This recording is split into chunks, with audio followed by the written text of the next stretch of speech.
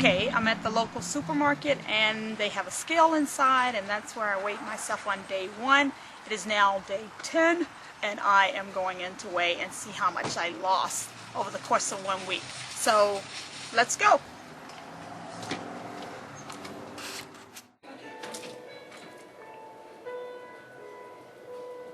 Okay, it says 164 and a half. Okay, yay! That's incredible. I can't believe I did that. That is approximately 8-pound weight loss. We can deduct that half a pound for all those heavy clothes, including these tennis shoes I'm wearing. But anyway, 8 pounds across 10 days is phenomenal, and I feel great. So now we're going to head over to my garden, and we're going to pick the vegetables, our organic garden I might add, that we're going to pick our vegetables, and I'm going to head back home to whip up my lunch juice for your pleasure and mine. So let's go. Alright, welcome to our community garden.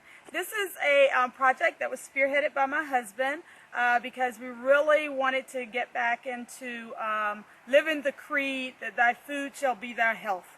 And so this is a completely organic garden. I don't have nearly enough time to tell you all about it, but I want him to shoot some, just do a panoramic view so you can see how detailed it all is. And we have some community participants that come and grow little plots for free, because it's all about community, all about family, all about unity, right? So can you shoot a couple shots around so they can see everything that's sort of out here? And then we're going to flow, and I'm going to pick some great vegetables for my lunch. How about that? All right. Right here we have wonderful broccoli florets. Isn't that divine looking? So I'm just going to take a couple of florets for my lunch juice. Okay, and I'll take a leaf because there's a lot of nutrition in the leaves as well. Then we're going to walk over here and get some of the a leaf of collard greens to blend up.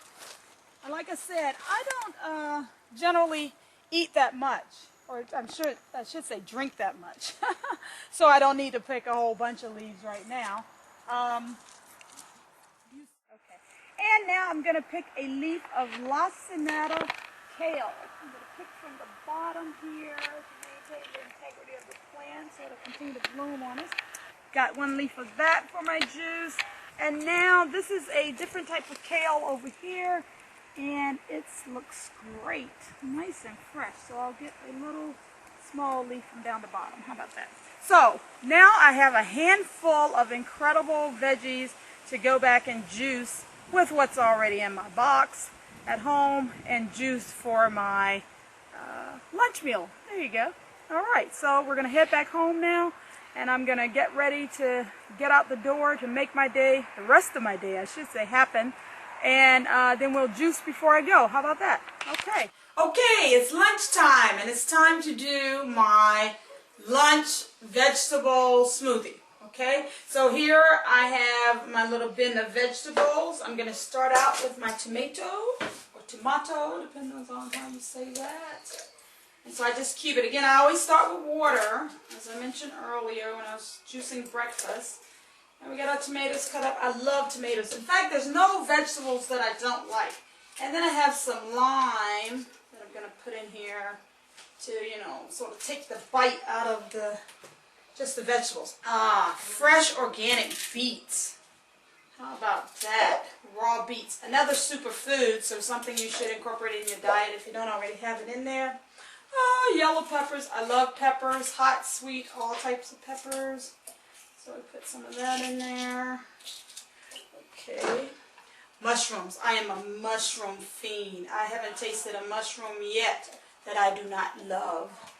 Okay, then we have some organic spinach. And we have our trusty broccoli that we got from the garden. Remember that?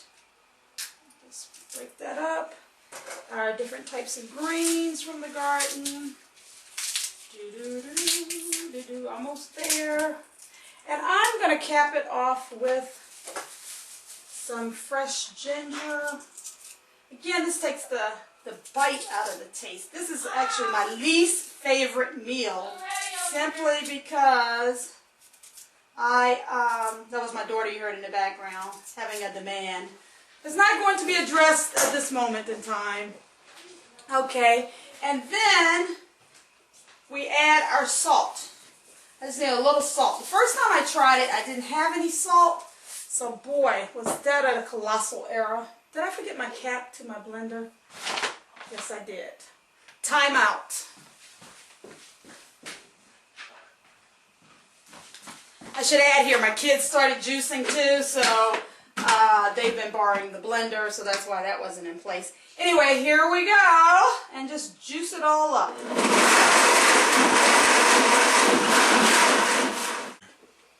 Oh, look at there. Here we go. And that nice rich color is coming from my beets. Yowza. This is the first time I've added beets too. I bought them a few days ago and actually forgot I had them, so I'm interested to see what this tastes like. And again, any surplus I have I store in the refrigerator, so in case I need a snack later. So let's see. First time I've added ginger, which is, I can tell, the ginger bite. Bon appetit. Lunch, my dears. I don't always drink all of this. I'm surprised about, from the 10-day plan, how I haven't been hungry. And so I don't even drink, like, maybe I'll drink half of this and store the other half, just because I've gotten accustomed to filling full with little or less. And so it fills me up really quickly. So that's one of the pluses of the plan. I must point out now, and certainly I'll point out later at the end, that I have not felt hungry. The problem for me has been missing the act of eating. Now that's been a little depressing. And as a psychologist, I didn't realize how social and how engaging the process of eating is. And I fully understand now why we overeat.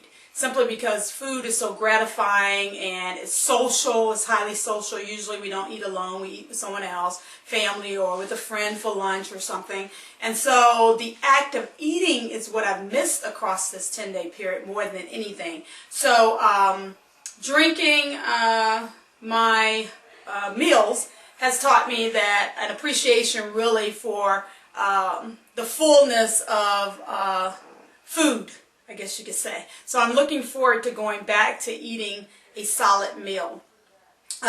So I'll drink this up and then I'll talk to you at dinner time. Oh yeah. Actually, it's quite good.